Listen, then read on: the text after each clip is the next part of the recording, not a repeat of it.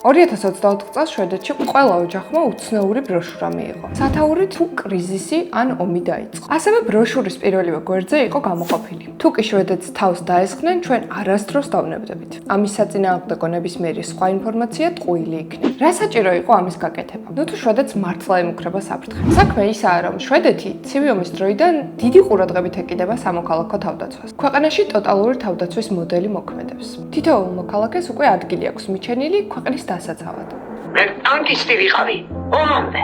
ცივი ომის დროს მსგავს ბროშურებში ძირითადად პრაქტიკული რჩევები იყო. რა მოიმარაგონ, ვის მიმართონ საგანგებო და საომარი ვითარების დროს, სად და როდის შეეძლებათ სანდო ინფორმაციის მიღება. ეს ინფორმაცია ახალ ბროშურაშიც არის, მაგრამ მნიშვნელოვანი დამატებით.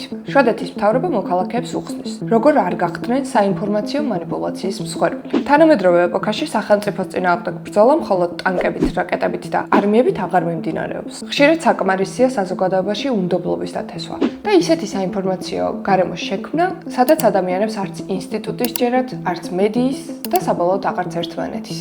ესეთი ქვეყანა კი მტრის ადვილი საკმელო ხდება. სწორედ ამიტომ უკანასკნელ წლებში ევროპულ უსაფრთხოების დებატებში ხშირად ისმის ტერმინი ფსიქოლოგიური თავდაცვა. ევროპული უსაფრთხოების დღის წესრიგის ამ და სხვა ტერმინების მნიშვნელობის შესახებ ჩვენს ვებგვერდზე წაიკითხავთ.